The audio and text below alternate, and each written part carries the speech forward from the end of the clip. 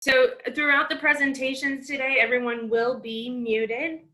There will be polls after each presentation. We encourage all of you to participate to facilitate some further discussion during the breakout rooms after today's meeting. As mentioned, there will be breakout groups after the presentations. If you have not chosen a breakout group, please message Micah directly. The options are any of the task forces, so Virginia Beach, Norfolk, Chesapeake, Portsmouth, Western Tidewater, and Peninsula task forces are all represented today. And then we will also have a breakout group with Bill Massey that is focused on advocacy for more information on that after his presentation. So good morning and welcome to the 2021 Annual Joint Task Force meeting in a virtual platform, our first ever, like many of us have encountered when trying to host events. My name is Brandi Smith. I'm the Director of Operations for Comfort Keepers and the Chairperson for the Norfolk Task Force on Aging. I also participate on the board of the Virginia Beach Task Force and an appointed commissioner for the Norfolk Mayor's Commission on Aging and Long-Term Care. Imagine trying to fit that on a business card. Now that I have introduced myself, I encourage you to share your contact information in the chat if you have not already done so. A big part of Joint Task Force meeting is networking and getting to know other senior industry professionals. So we encourage you to do that through the chat. Facilitating the Hampton Roads Coalition on Aging since 2018 has been an honor, and the effort to bring awareness on a regional level to important topics affecting our older American population has never been greater. As a renewed coalition, we have hosted Senior Appreciation Day at Harbor Park to raise monies for local nonprofits that support our seniors daily. We have created an advocacy toolkit, created a forum to share information and to support individual task forces through the sharing of best practices and collaboration. While 2020 was a year that felt turned upside down, scary and tragic, there were positive initiatives led by many in the community, including some here today. We have witnessed innovation that has brought new strategies to engage, support, and include all seniors in Hampton Roads, and at times unified us as a community, caring for our neighbors, colleagues, friends, families, and strangers. The coalition is excited to share with you several of those positive impacts today. So first, we will start with a quick poll question. COVID-19 provided opportunities to change, expand, and improve service delivery. Do you find that to be true or false in your experience so far with the pandemic? Do do do do do do do do do do do do do do. Full participation is required. It's not that hard to just click a button to give your answer, please. And the earlier you submit, the less he'll sing. Yeah, I'll stick to my day job. I'll stick to my day job, everybody.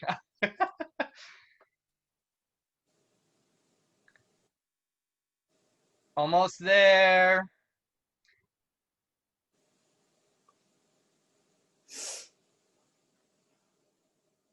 Okay, we're gonna give it like 6 more seconds. Hey, Micah, I finally made it. Oh, hey, Bill. Thank you for joining us. Thank you. I had some technical difficulties, and fortunately, I have a wonderful staff. So yes, you do. That you do. Well, we have 89% that said true and 11% that said false. Wonderful. So we will be diving more into that throughout the presentations today. But first, we would like to hand presentation over to Nanette Burke-Bickler with Senior Living Guide, and she is going to talk to us about some of the positive successes and impacts of our local task forces throughout the community. All right, I'm going to go take a shower. Yes, good morning, everyone. So it's been a year since we've all joined together, and what a year, right?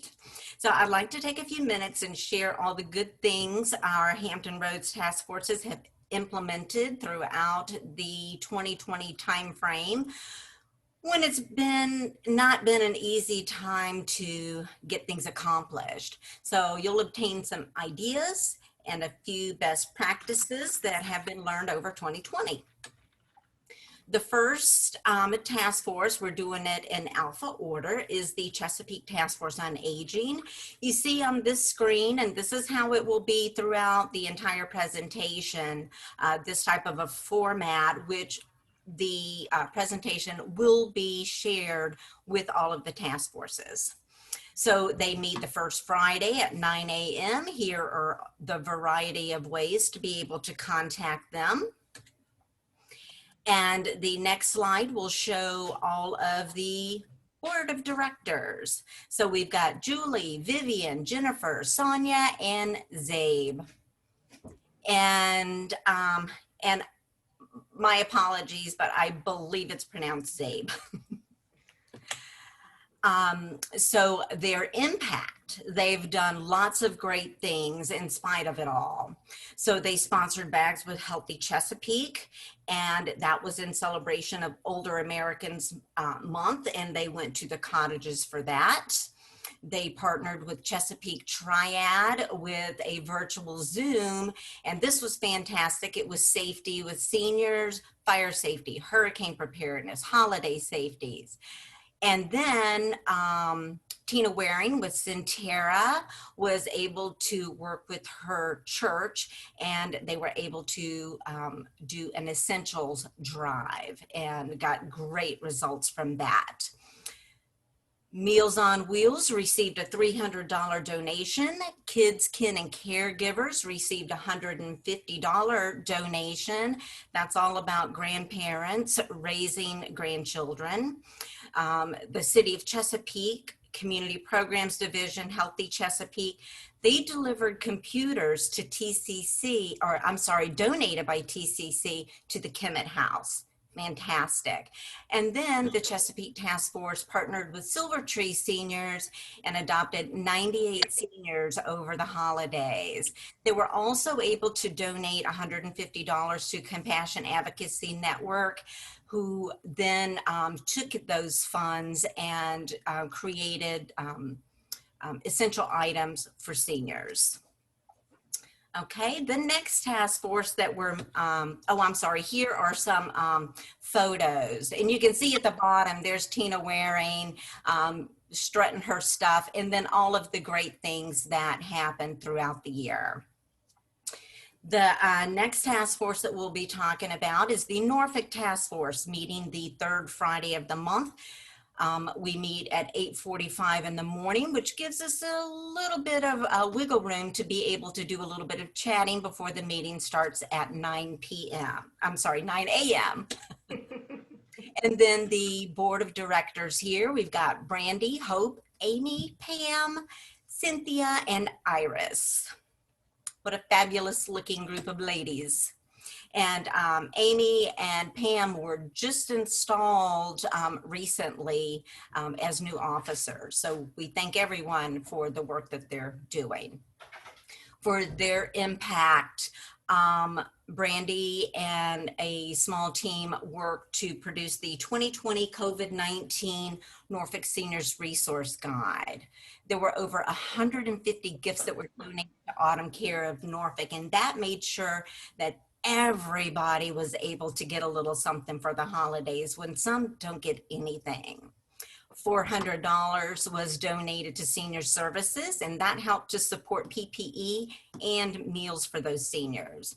So some of the best practices learned, not only have we all had to adopt to having virtual meetings throughout the year, but something the board member has found is that virtual board meetings has been super productive, a lot easier to coordinate schedules, and it might be something that they're going to be continuing even when we aren't able to go back face to face.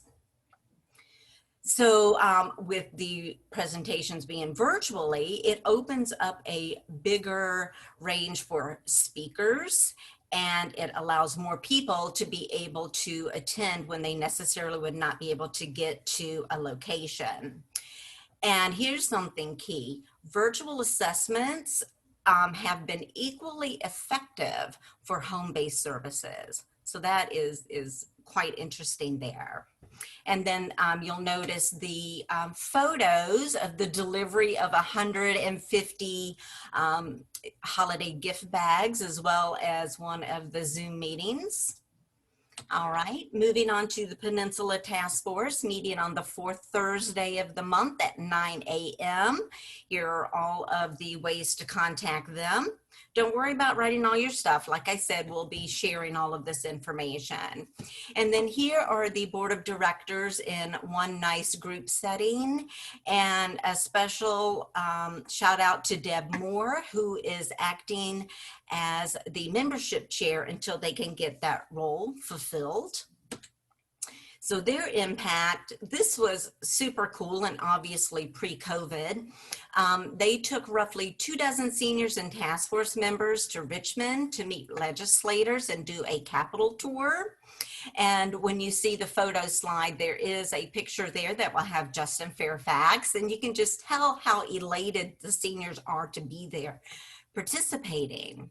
So TAF joined with VCU and Hampton University, and they had a discussion called Equity and Longevity for Older Adults.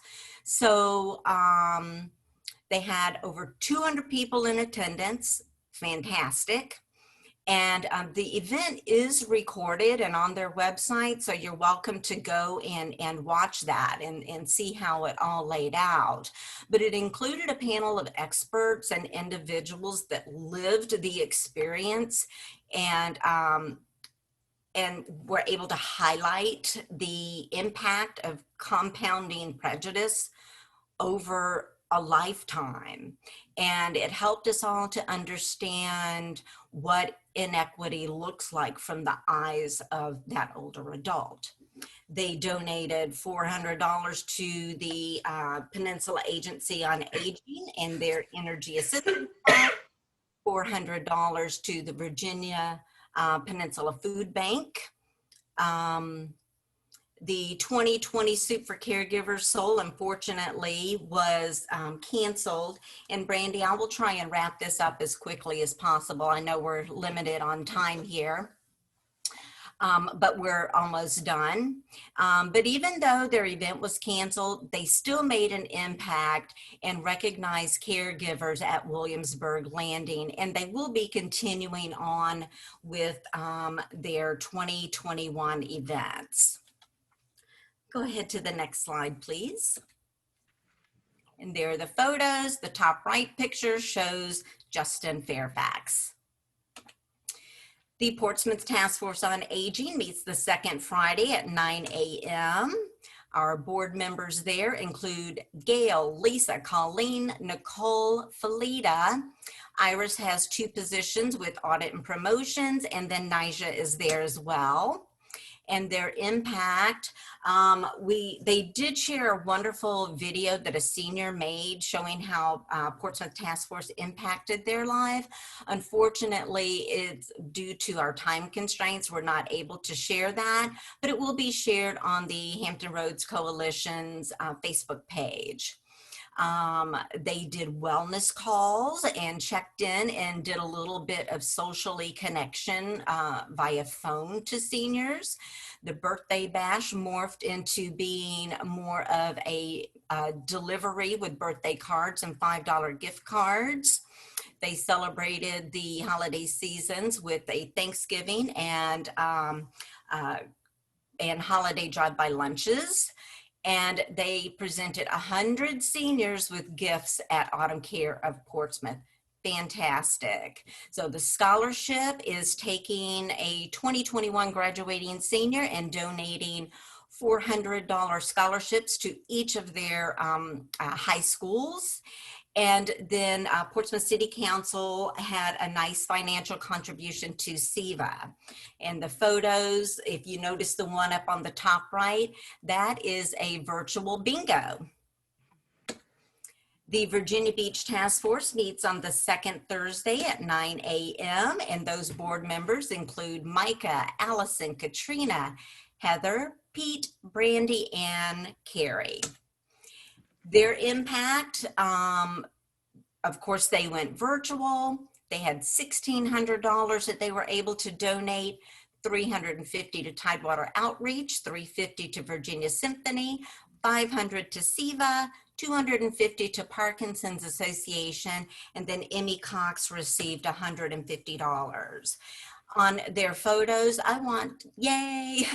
On their photos, I want to make an extra special recognition to the heart in the center, and that is Mary Doris. This was not a Virginia Beach Task Force sponsored event, but she is a member, and I wanted to give her a special highlight because she took it upon herself to go around and share her musical talent to a multitude of seniors. So kudos to you. Go Mary. Yes. The last but not least task force on our agenda today is the Western Tidewater Task Force on Aging, meeting the third Wednesday at 9 a.m. Our board members are Nyla, Paula, Alyssa, Ginger, and Barbara. And their impact due to COVID, what they did was they're like, how are we going to be able to help our seniors? So they partnered with a local restaurant and provided 25 hot lunches to seniors that they knew were absolutely alone and isolated. So that lifted their spirits. Then for the holiday season, partnering with Christian Outreach, they sponsored 6 angel trees. And they also had some additional funds so that they could provide blankets and socks for an additional 10 seniors in need. So that, there are the photos there. And that's going to lead us to our last slide. And are you active with your task forces? If so, fantastic. It's time to renew. If not, we welcome you all to join us. Membership dues is what allows all of these task forces to be able to provide the impact within the cities and support their seniors. If you're in multiple city locations, we've got a variety for you. And of course, always follow your task forces on Facebook. So that brings us to our poll question. And it is shared now. So what do you hope to gain from task force membership in 2021? Networking, advocacy, giving back to the community, or maybe there's something else. Thank you all. Do, the faster you do this, the quicker I will stop. Mike, I think you have the We can't- closed screen up instead of the vote screen.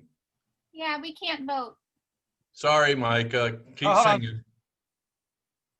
It popped up and disappeared. Yay! There it is. There we go. My bad. Operator error.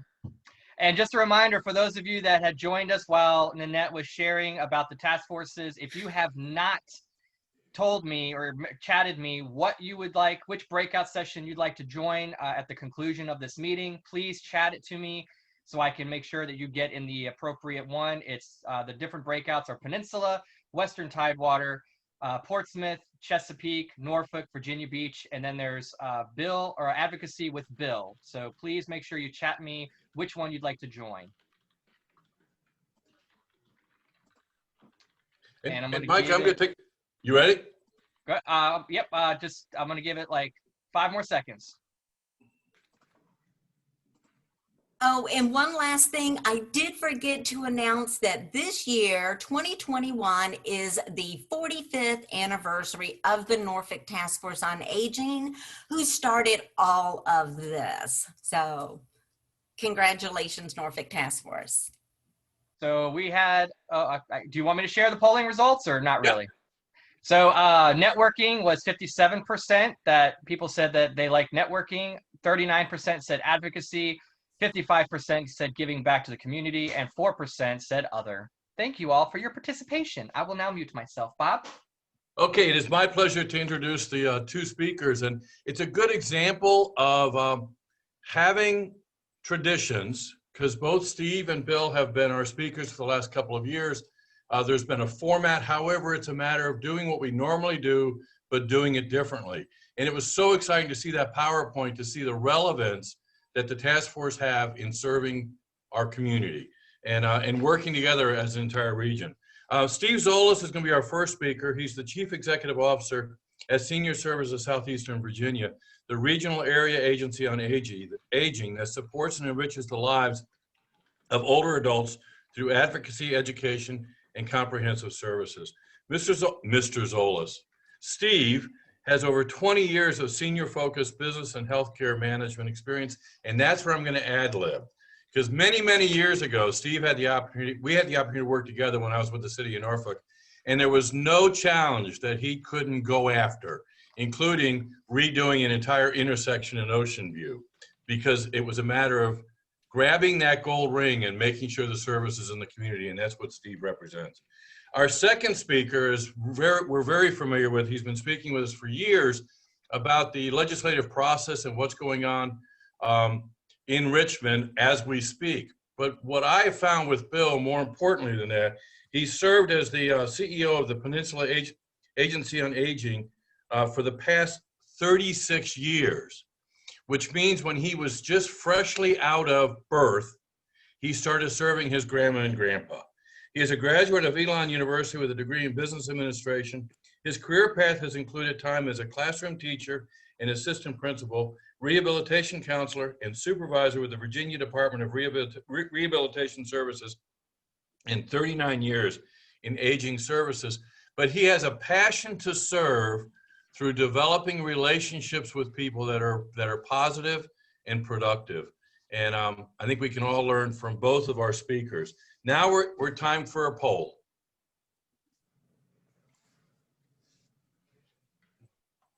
How comfortable with a computer is your average customer? Not at all, limited, can do basic things, great. Pick one and hit submit. Do, do, do, do, do, do, do. That never gets old. In remembrance of him. It's hard being a game show host, isn't it, Micah? I mean, it really is. I mean, this is my only chance to say something. Usually I'm the one hosting these, so I have to get my 2 cents in there somewhere, everybody. The longer it takes you guys to vote, the more we're going to ad lib, so you're in trouble. Yep. Giving it another 10 more seconds. While we wait, everyone, I have shared Nanette's presentation in the chat box that you can download, which includes the links to become members. And I am now ending the polling, and 12% said not at all, 47% said limited, 40% said can do basic things, 7% said great. And Steve Zollos, you're going to fix all that. That's right. We're on our way. We're ready to fix things. And I guess that's my cue. I'm going to share my screen with everybody.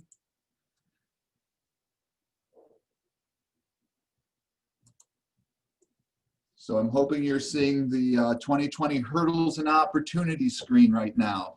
Okay. I am Steve Zollos. I'm the Chief Executive Officer here at Senior Services of Southeastern Virginia. And I was tasked with the responsibility of providing what hurdles we jumped over in 2020 and what opportunities we see coming in 2021. And I know we've all had to pivot our organizations, pivot what we do, try and figure out what's coming up as we navigated the year 2020. So I'm hoping probably I'm going to bring up a lot of things that you all have experienced. I'm going to bring up some particular examples of hurdles and opportunities that we've overcome, but I'm hoping everybody will be able to take away a little something, whether it's a new idea, whether it's an encouragement in how to move forward in 2021, or maybe just, wow, other people have gone through what we've gone through. So I hope it'll be a help to you.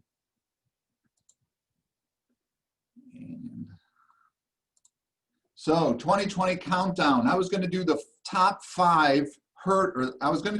10 hurdles from 2020, but it was just taking too long, so I condensed it down to the top 5 hurdles and opportunities from 2020. You'll notice the picture. We're basically hurdling on a cow instead of a horse. And that's kind of a picture of 2020. In March, we were given this new route. We thought it was a clear path ahead of us that we were going to march down. We had all our budgets set. We had all our plans and our units of service, who we were going to meet and how we were going to do our business. And everything turned topsy-turvy, upside down for all of us in our industry, as well as the community at large. So what did we have to overcome? What were those main things that we had problems with? Number 5, this is a countdown, right? So we're starting with number 5. Older adults can be vulnerable. That's no surprise to anybody. But I think what we learned in 2020 is there's a degree of vulnerability that we didn't quite understand, at least not fully. The virus hit, and all of a sudden, it became clear older adults were the most vulnerable of the vulnerable. And in addition, there was isolation issues. All of a sudden, food scarcity became a big, big issue. Just to let you know, in a typical year, we provide about 104,000 meals to the Southampton Roads and Western Tidewater. This year, we provided over 340,000 meals to older adults in our communities, to just show you the impact of a crisis on older adults. Also, there was great fear and concern, and that was fueled by misinformation. Early on, you probably recall, there was a number of folks who came forward with cures or immunizations that if you take this supplement, you won't get COVID. And of course, then we have to battle all that misinformation as well. And before I move on from this slide, I want to make sure that we understand this is not just a COVID issue. We're in an area where we're susceptible to hurricanes, we're susceptible to floods, and I'm looking at crises in general. And I think we learned a lot this year just about the significance of the service we provide to our older adults in times of emergencies. Just consider, for an example, if we had to evacuate this area, who would be left behind? Who would have the hardest times evacuating? Probably the older adults once again. And I think if you take a close look at any of the crises that might come to our area in particular, older adults are going to be among the most vulnerable, and we need to be prepared to serve them. So, what's the opportunity? What have we learned, and how can we move forward with the opportunities in 2021 and beyond concerning older adults and their vulnerabilities? First, I think now more than ever, our community at large, our businesses, our not-for-profits, our legislators are more aware of the needs and vulnerability of seniors than ever before. It would be remiss on all of our parts if we went into 2021 and 2022 and we didn't make it our job to make sure that awareness stays peaked, so that when COVID finally goes away, the awareness of seniors doesn't drop down again and they get lost and forgotten in the minds of many people. It's our job to keep that awareness peaked. It's our opportunity now to do that. Also, preparedness, just being aware that this is not just a virus crisis. This relates to any crisis that comes to our communities. So we need to take a step back, look at our organizations, and figure out when the next crisis comes, how can we be already prepared to jump the hurdles? And then finally, partnerships.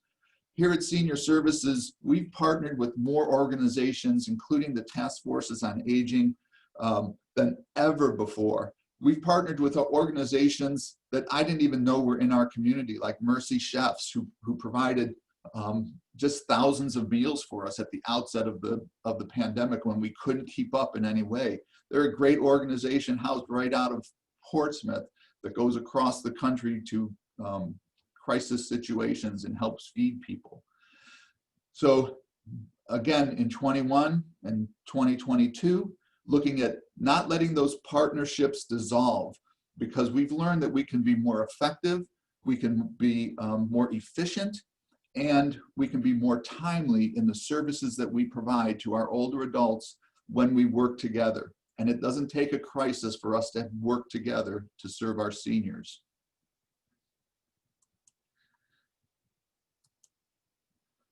Hurdle number 4, isolation. When the pandemic first hit, we talked about social isolation. Oh my gosh, we're going to be socially isolated. Well, it became clear very quickly, and probably first to us in our organizations, that this isn't just social isolation for our older adults, it's physical isolation, it's spiritual isolation, and it's mental isolation. So we've really got a problem. Here at Senior Services, we battle senior isolation year round. But when the pandemic hit, the need and the risks involved with social isolation just grew exponentially.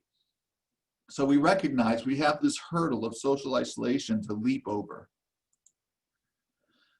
So what's our opportunity? First, what we learned in 2020 is we have touch points that we were not fully utilizing.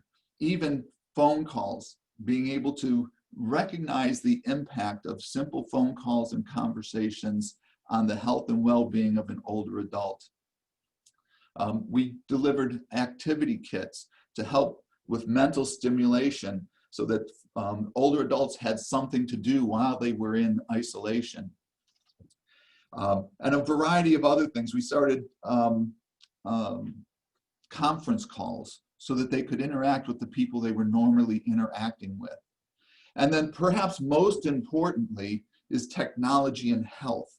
We found that I've been in the dealing with seniors for years, 20 plus years now.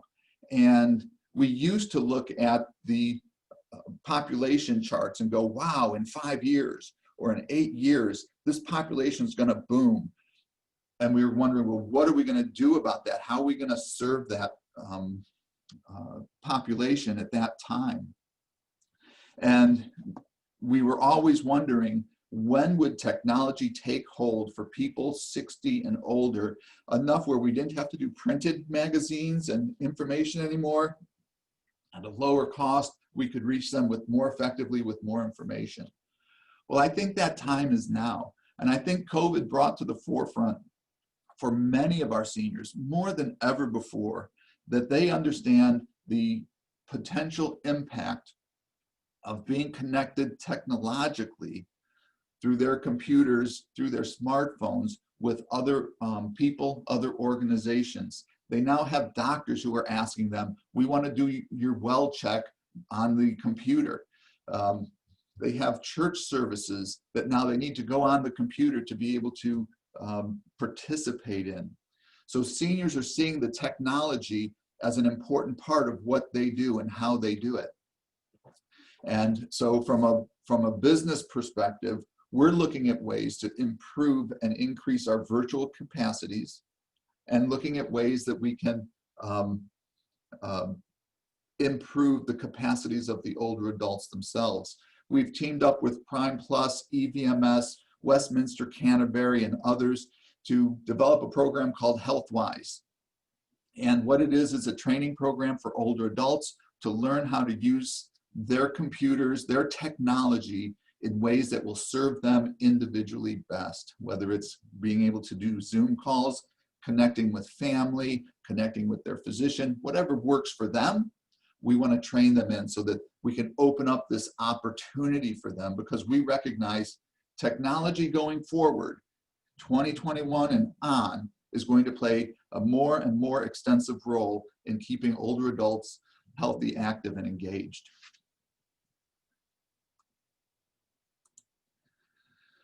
Hurdle number 3, Working remotely, now we turn our direction from, hey, how are we connecting with older adults and serving our clients, to what about our businesses? Because we had to pivot. I think we all had to pivot in working. We've got our front door closed to the community. It's still closed to the community. We've got staff on staggered shifts coming in because we can't have too many people in the office at one time. So what are the hurdles? Well, how do we keep track of productivity with this new model of remote working? How do we maintain our staff engagement as we go forward? And what about the open office space? We come into our office, it's, you know, we have offices for 50, 60 people to be here, and we've got 5 or 6, maybe 10 people in the offices. So we have all this open space. So these are the things we're thinking about and the hurdles we need to be considering. So what are the opportunities associated with working remotely? First, as far as our organization goes, we said we want to actually improve engagement. We want to find ways to connect with our staff that we hadn't been able to before. So a number of things have happened. I'll give you just a few. On Fridays, for a half hour, we have coffee break.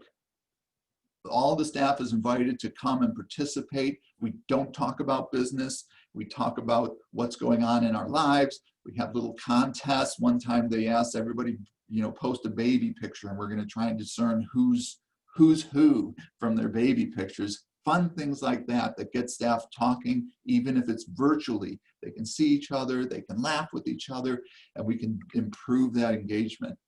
As the CEO, I've started to do Monday morning messages where for 2 or 3 minutes every Monday morning, I record a message for all the staff, giving kudos to folks who have done well, recognizing departments that have been innovative, letting folks know big decisions that are coming down to keep them involved and engaged. And my hope is that I become more visible with the technology than I was when I was in the office, not able to see the people in Suffolk for a long time, or not able to see the people in Isle of Wight and Western Tidewater for a time, and trying to meet as many people as I can and be face to face. And this gives me new opportunity. Also, opportunity to reduce our footprint. We're looking at our lease now, and we're looking at the possibility, can we do more with less space? And that, of course, will have financial implications, positive for us, leaving us more money to take out into the community.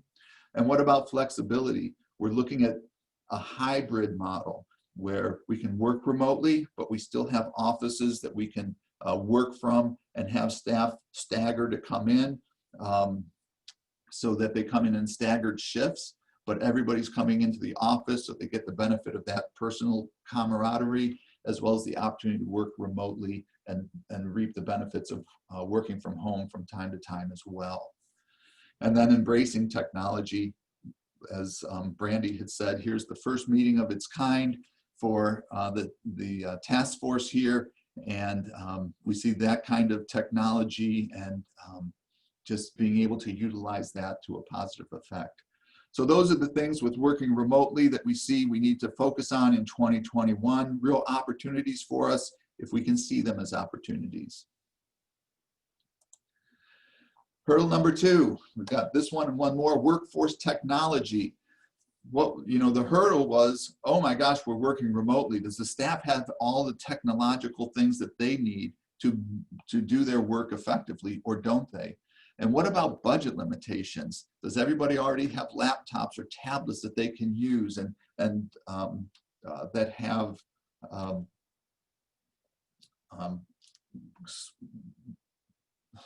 microphones and cameras so that they can do their work?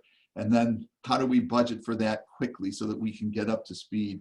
And what about staff capacity limits?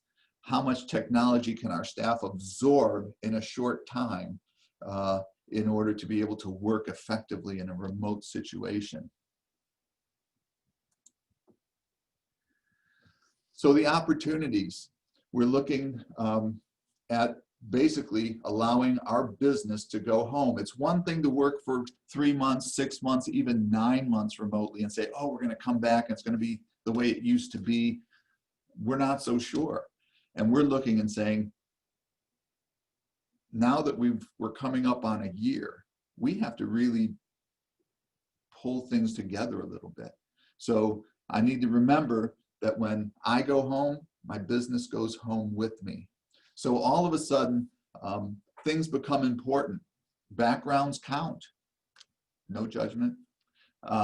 Dress code applies, right? I'm representing my company. I'm meeting somebody from another organization. And even though I'm home, I'm still representing my organization. And how I present makes a difference. We've always known that. So we have the possibility of lower costs and increased reach. For staffing, now we can reach further out because people can work remotely, and also for reaching out and serving our clients, where we can reach into people's homes and help them even when they can't get out. We can still serve them and provide product and service that's important to them. And finally, number one, the hurdle, future vision. It's like we're trying to look into a crystal ball and there's nothing there this time. We used to know exactly how to budget. We used to know exactly what we were going to do with our services and how we were going to reach people. But now we have to ask the question, COVID, will this last? How long will it last? And how do I plan for 2021 when I'm looking at darkness? And is this the new normal? Is this really going to be how we do business from now on? Or will things revert back to the way they were once COVID dissipates? Another question, must we change? Can we survive if we don't change? As you know, everybody's aware, a lot of businesses are going under because there's not that ability to move and change and do business differently. And so they're looking and they're struggling, and we're trying to help them. But what opportunities lie in this vast darkness, if you will? First, we have an opportunity to trust our staff. We're sending them home. We're anticipating that they're going to be working diligently. We need to trust our staff, but I like the phrase trust but verify, because the verify not only helps us understand how we're doing business and are we productive, but it also forces us to stay in contact with our staff and find out, are there things they're missing? Are there things that are different for them that they need to voice so that we can provide a positive working environment even from home? Another opportunity, we've learned as an organization that we are very agile. We're considered a small business, 100 employees, still a small business, and we're supposed to be agile. And what I've found, and I think our team has learned, is we're much more agile than we thought we were, than we acted in the past. And our need to pivot showed us that, wow, we can change our business model. We can change the way we deploy our staff. We can produce new services in an instant. A lot of organizations don't have that advantage. And I think a lot of us here in this room, if you will, have that advantage if we understand it and go, wow, that really gives us an edge. If we can be more agile, it gives us an edge to be able to serve our community better. It gives us an edge to beat out our competitors more effectively as well. And then the last two, be innovative and be willing to take risks. We have to at this point in time. So we can't stagnate because we're scared, because we might make a mistake. I'm anticipating my department's bringing new ideas to the table. We're going to step out in some of them. Sometimes we're going to step in a puddle, and that's okay, because we're going to step back out, we're going to dry off our shoe, and we're going to step again, and we're going to get it right. But if we don't step, we're not going to be able to innovate. We're not going to be taking risks, and we're not going to be moving in the direction that we need to. So, 2021, I hope everybody is seeing it as a year of opportunity. We've traded the cow for a stallion. So I want to encourage you, get off that cow, get on your stallion, dream big, move forward. And with that, we have another polling question.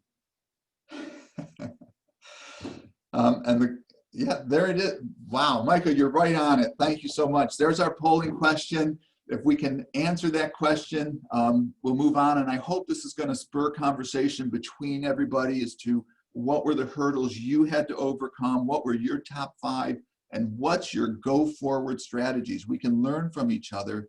And I'm hoping that we start to have those conversations and can work together in getting through this. Thank you so much. Okay, bear with us. We're just giving it a few more seconds. So this, hopefully everybody was listening to this amazing presentation by Steve.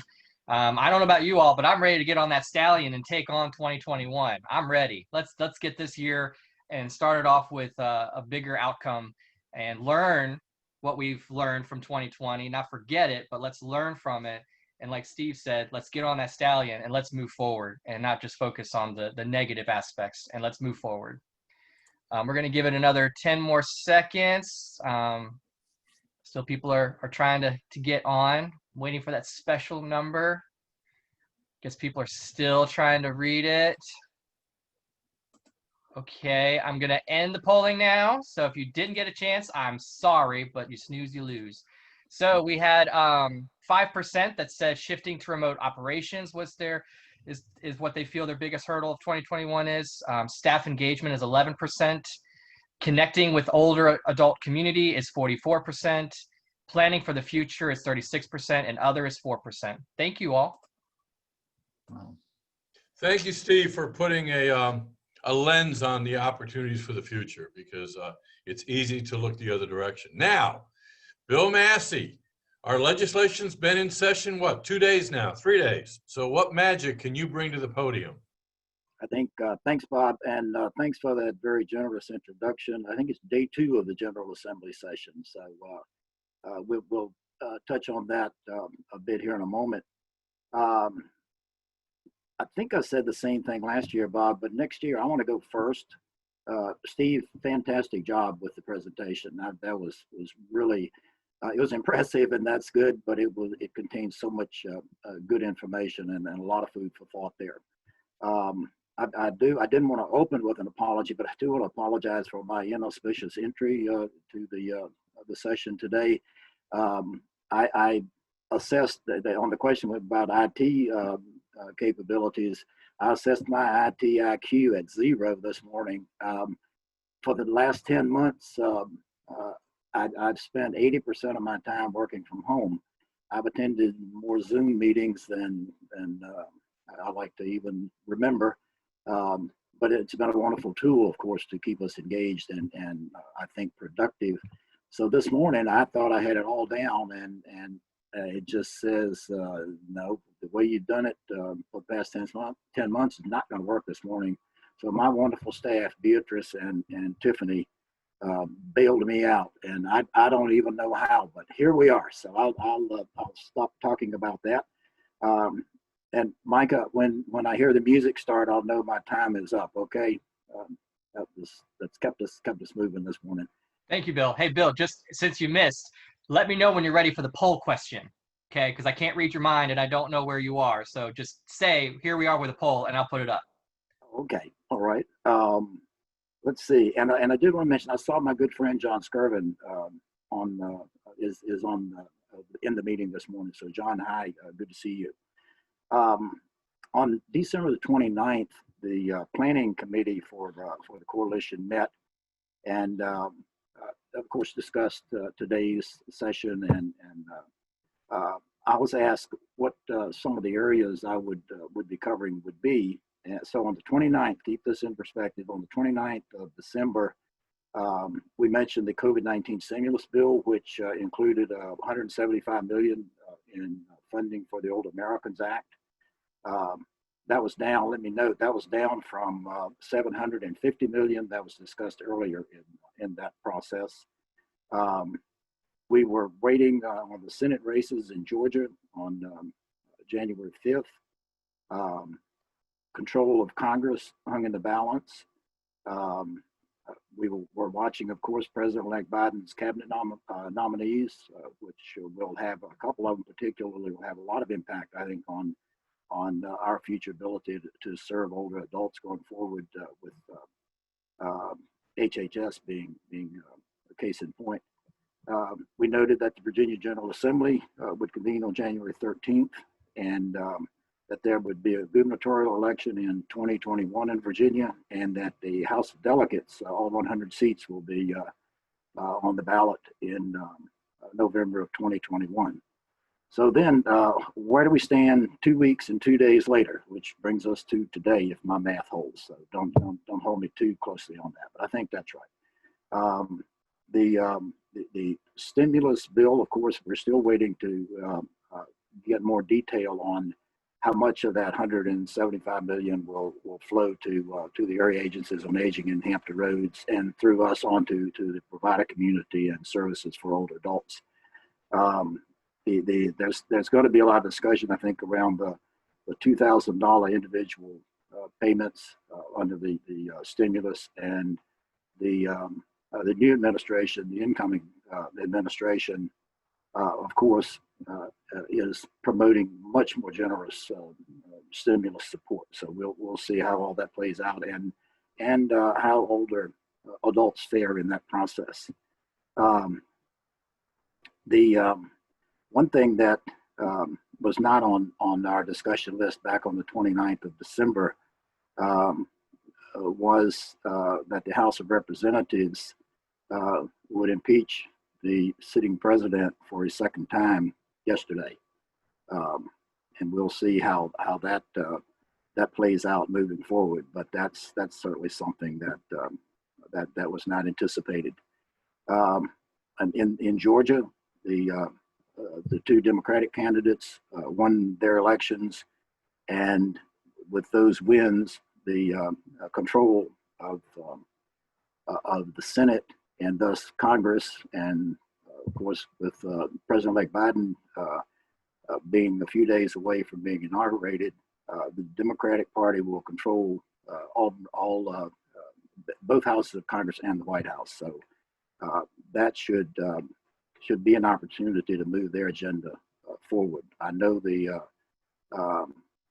Senate will be split 50-50, but the Vice President will be casting tiebreakers, so thus ultimate control goes to the Democratic side. President-elect Biden's cabinet nominees, we're still waiting on some of those.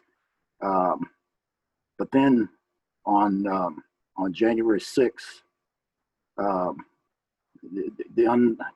just the unbelievable occurred in Washington with the assault on the U.S. Capitol, and our members of Congress in fear of their lives, literally in fear of their lives that day. And this is the impact there, as we all know. I was listening to the news this morning, and it noted there 20,000 armed troops, mostly National Guard, in the Capitol in Washington D.C., and another 10,000 law enforcement will be there or are there. So we have 30,000 armed people there to protect our Capitol, and to be prepared to make sure that the inauguration on the 20th is carried out without incident. We now have a national state of emergency. Who could have anticipated that for that reason? So we're in it nationally and also at the state level. We're in a state of turmoil. It's reported that all 50 state capitals are being targeted, and I know in Virginia we're hearing lots of reports about the security that's in place there to protect our capital. Back at the local level, I mentioned the gubernatorial elections that are coming up. There will be there are lots of candidates, I think, particularly on the Democratic side, that are seeking the nomination, and of course with the House of Delegates, those elections are still coming up, and I'll touch on that in just a minute. what are the in all of this? What are the opportunities for advocacy that probably should be high on our list, or maybe at the top of our list? One thing that I think will impact funding for the Old Americans Act, so the Old Americans Act budget for 2022, is the fact that Senator Bernie Sanders will play a significant role in determining the next budget. And he has been a long time advocate, a strong advocate for the Old Americans Act, for area agencies on aging and the provider network. So under his leadership, we may fare better than usual in the federal budget. Senator Sanders for years has talked about the need to double funding for the Old Americans Act. That may not be in the cards this year, but some increases could well be.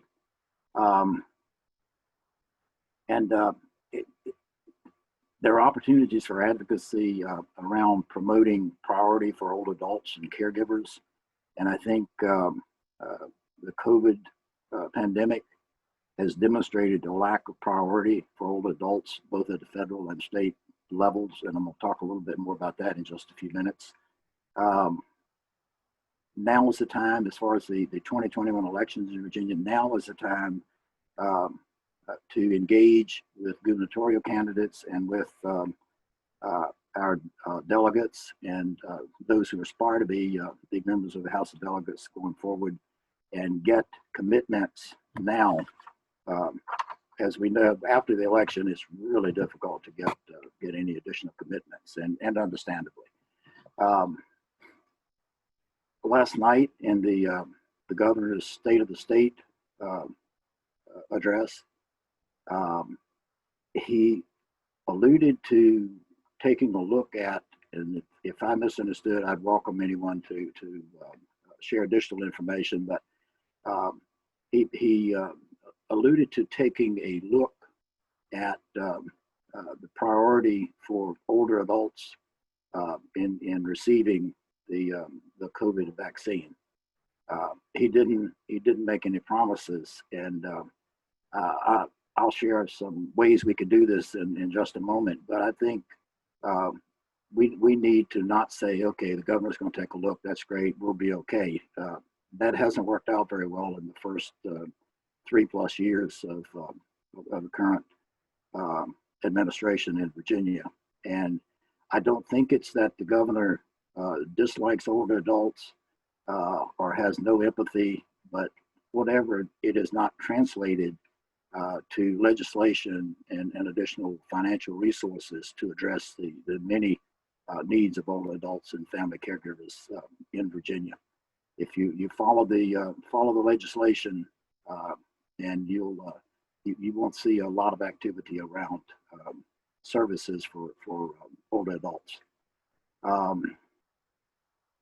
So in light of all that's going on, or all that isn't happening at the present time, I just noted that advocacy is year-round work, and it's hard work, and you're not going to get many pats on the back for doing this work, but it is so important. And I know the 79 people who are engaged here this morning, you're here because of your interest and your concern, and you're the folks who are going to make good things happen by exercising your right to advocate and responsibility to advocate for the people that we serve.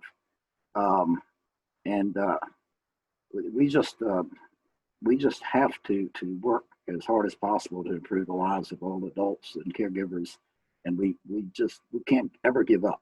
And I don't see anyone here this morning that I would suspect you're going to give up on this advocacy work. So here's some notes I added just yesterday. So to that end, this morning I'm going to solicit your support and advocacy for a matter that will literally be the difference between life and death for hundreds, if not thousands, of older adults in Virginia. And the issue is, to circle back a bit, the issue is vaccine priority for older adults. Maybe if I'd watched less news this morning and worked harder to get online, I would have been on time. But I did watch some of the Today Show, and there was this a spot. They had a young gentleman who was making the case that young people should be the highest priority for the vaccine, and his rationale was that it's the young people who are the super spreaders because they don't stay home and they don't follow the rules as well as older adults, I think, do. So therefore, he said they should get top priority, and then that would be the best way to battle the pandemic. I tend to disagree on that, as you might suspect, but I just found it interesting, and there was no rebuttal. He was just he made his 30-second speech, and then they moved on.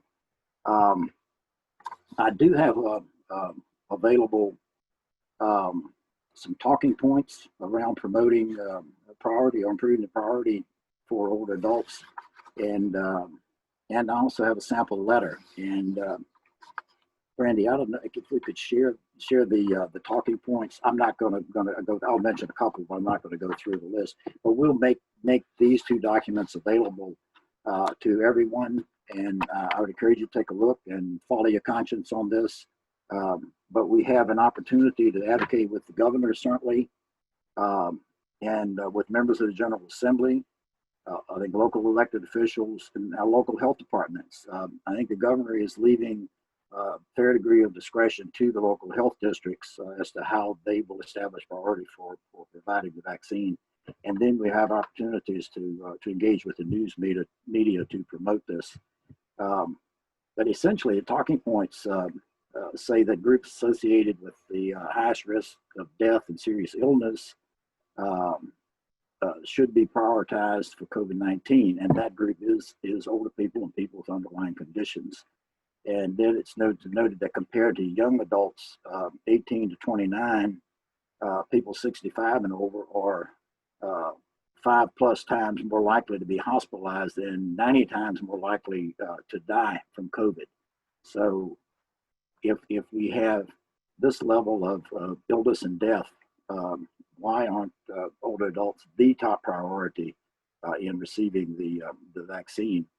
And it's estimated that 80% of all deaths could be stopped if 16% of the population, those over 65, were vaccinated, and 92% of all the deaths stopped by vaccinating 30% of the population, people 55 and over. And it's older adults who are inundating the hospitals, and yet they're not the highest priority. So I'll step off the soapbox for at that point. The talking points are available, the sample letter for your consideration, and I would urge you, and time is of the essence. Every day that slips by and older adults are not the highest priority for a vaccine. What were deaths in Virginia at yesterday? Almost 4,000. No, not deaths. I'm sorry. That's a national figure, but the death rate continues to escalate in Virginia also. So, Mike, I guess time for the poll question at this point, and that will conclude my presentation. Thank you. Thank you very much, Bill. Great information. And we do have a poll question.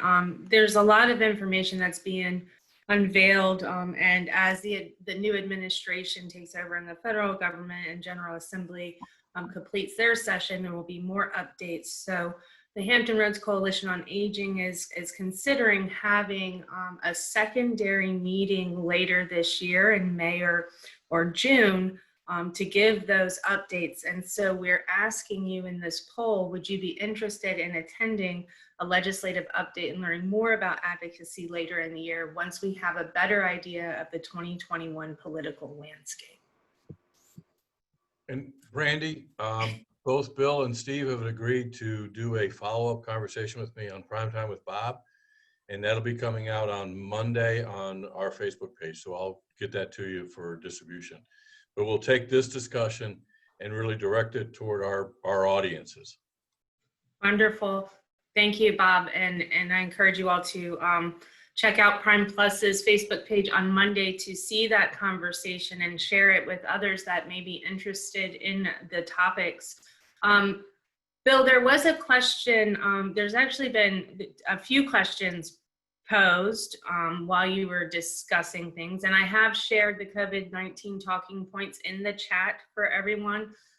We will email out all of these handouts and presentations as well, but they're here if you would like to download them now. Katie McDonough with Alzheimer's Association has asked if Bill and Steve, if you are aware of the Younger Onset Alzheimer's Act, which was passed in March 2020 to make OAA services available to those living with younger onset Alzheimer's and dementia. Those are individuals that are under 60. Is this change fully implemented locally, and are the AAA staff fully aware of the change so those individuals can gain access to your services and resources? My response would be, Katie, no, there is some education that needs to take place, and I would be delighted to work with you to assure that happens. Thank you. That'd be the same for us as well. Yeah, I'm not aware of it either. So Katie, it sounds like a great opportunity for educating the community. And Kay Butler, who is a traveling RN in the area and does home-based cognitive assessments, states that she's on the board of Virginia Clinical Nurse Specialists, and there's currently a bill for review today, HB 1747, which would allow us to practice up to educational levels. This means we would be able to prescribe trickle down, meaning more providers to get care to those in remote areas. That may be a bill to review and advocate for as well, especially as we see our healthcare systems overrun with the pandemic at this time.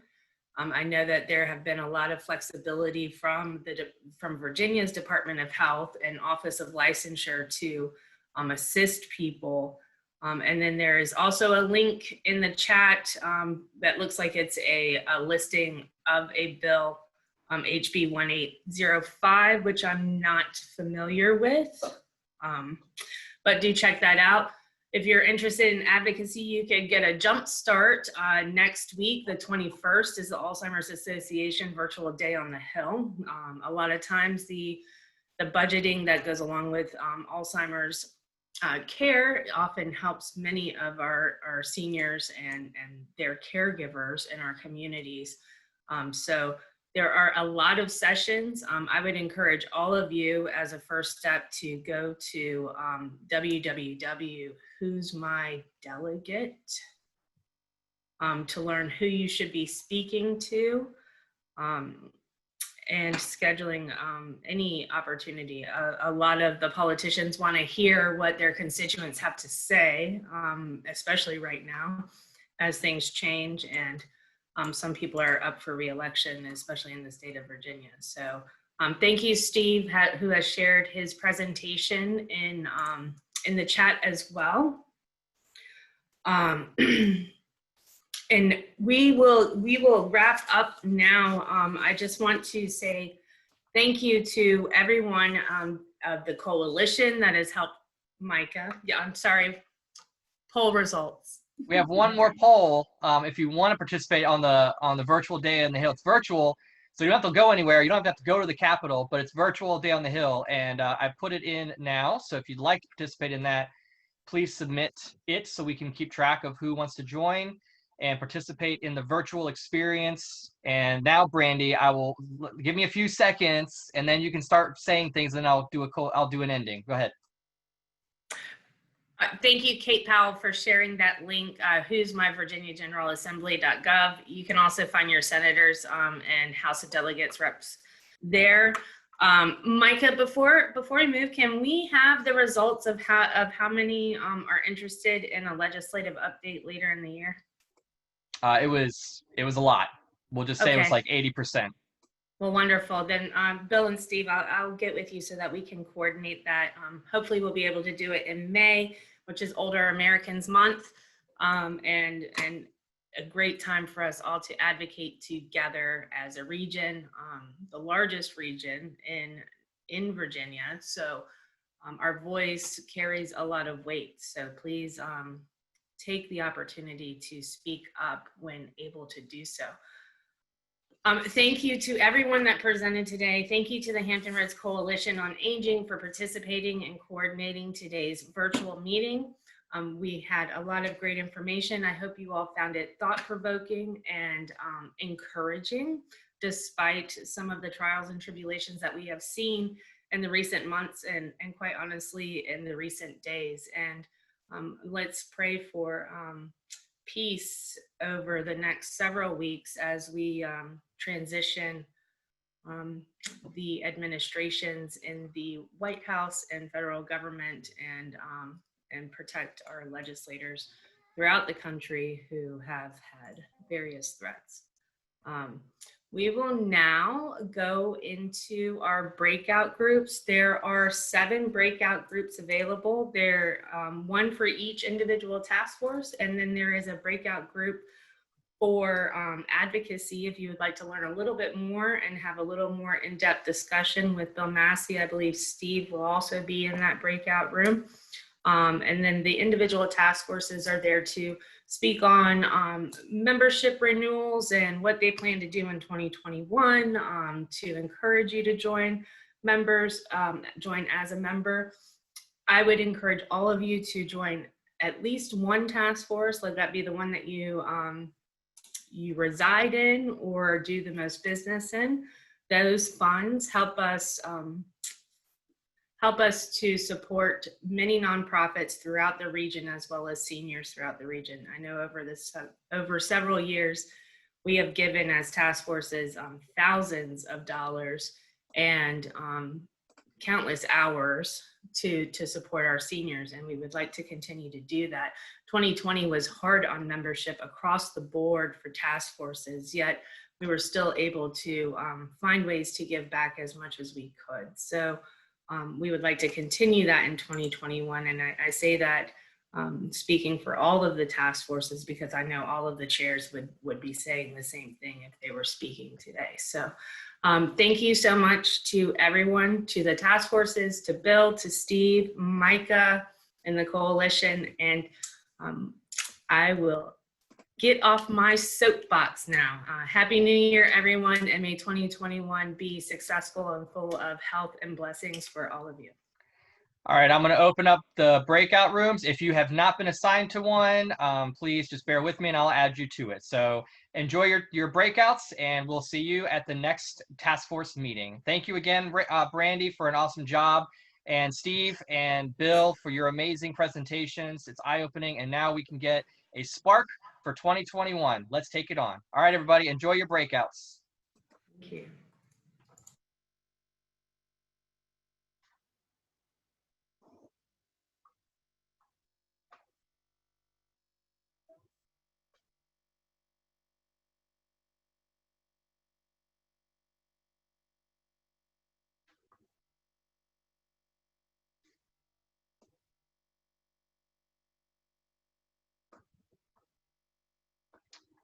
Amy, which one did you want to join? Norfolk. April Marshall, which one? Norfolk. Thank you. Thank you.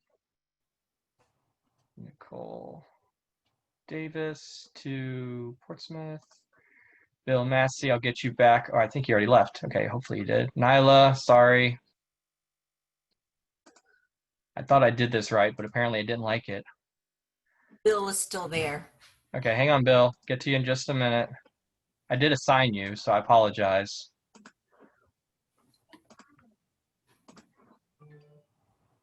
Carrie, you want Virginia Beach? Okay, you should be receiving a link to join that group.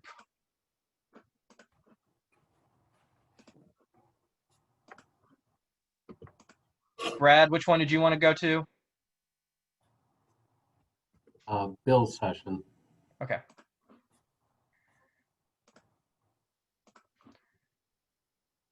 Jackie, which one do you want to join?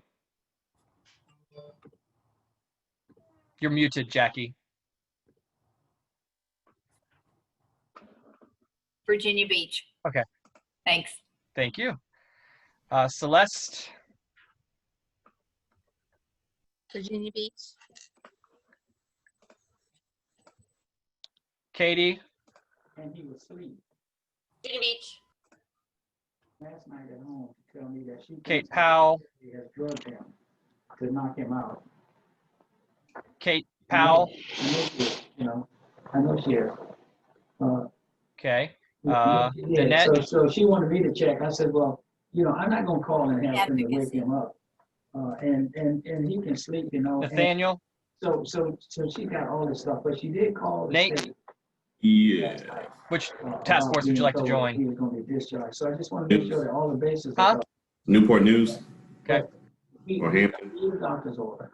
You know, Mary Doris, if the doctor's order says that he still needs 24-hour care, the problem is Virginia Beach, but Mary's gone. It's just he me. doesn't have, Okay. doesn't have Medicaid, Lucy, so he can't get personal advocacy, care right? unless they pay privately.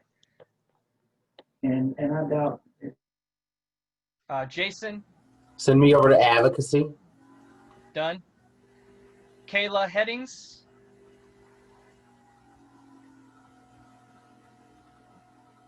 hope I'm pronouncing that right. Okay. Kristen, Norfolk. thank you. Lonnie, Hi, Mike. Virginia Beach, please. who is that? Lonnie is Virginia Beach, please. Okay, yes, sir. Serena,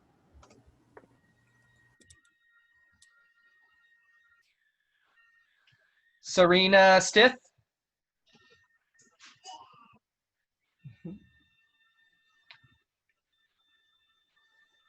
Serena, okay. Nicole Jones, Advocacy. Kate Powell. Kate, you with us this time? Kate? Okay, thank you, Serena. Virginia Beach. Norfolk, please. Kate, Norfolk. Kayla, are you there now? Kayla Headings.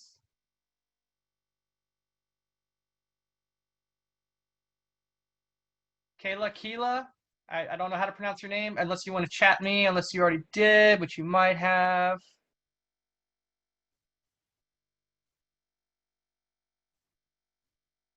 Okay.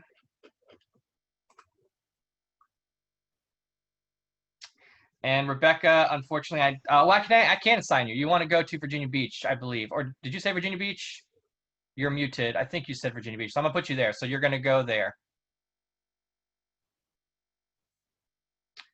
Kayla.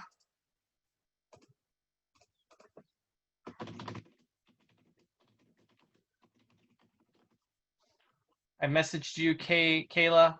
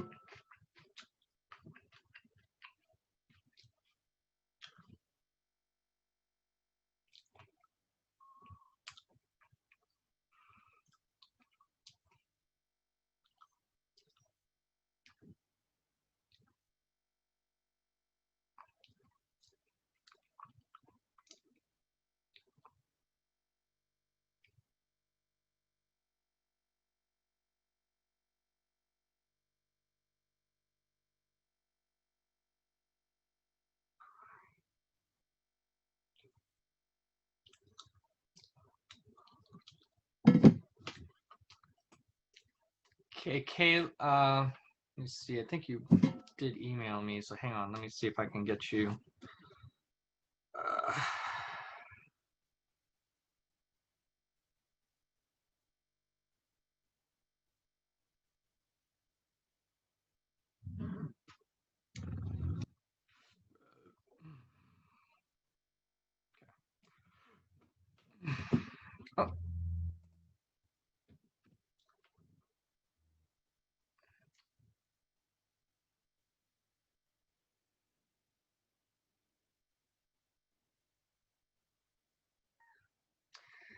Hey, Kelly, just message me which one you want to join. I can't remember. I'm sorry. I know your audio has been tricky, so just message me if you can, which one you were going to join. I thought you said,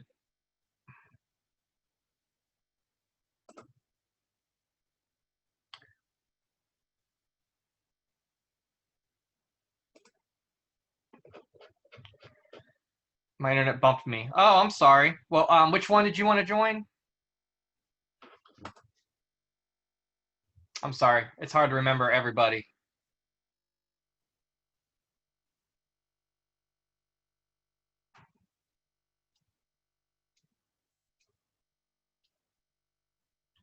Western Tidewater. Thank you. Okay, you're going there now. You should be able to join it.